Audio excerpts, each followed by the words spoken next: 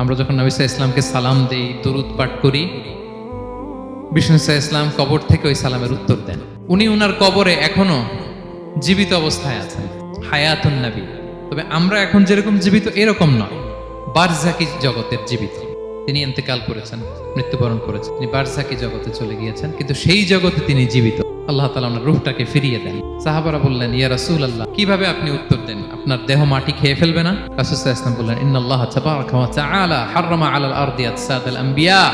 আল্লাহ তাআলা নবীদের দেহকে নষ্ট করা মাটির জন্য হারাম করে দিয়েছেন। কোনো মাটি কোনো নবীর দেহকে টাচ করতে পারে না, নষ্ট করতে পারে না। নবীরা কবরে জীবিত, সেখানে সালাত আদায় করে, তাদেরকে স্পেশাল রিজিক দেয়া হয়। বিষ্ণু সাল্লাল্লাহু আলাইহি ওয়াসাল্লাম বলেন, আনা আউয়ালু মান ইয়ানশাক্কু আনহুল কবরু। কিয়ামতের দিন ময়দানে মাহশারে, হাশরের ময়দানে সর্বপ্রথম আমি কবর ফুঁড়ে উপরে উঠে দাঁড়াবো। এবং হাশরের ময়দানে উনি কোথায় দাঁড়াবেন? ওনার জন্য একটা স্পেশাল জায়গা থাকবে, জায়গাটার নাম হচ্ছে মাকামে মাহমুদ।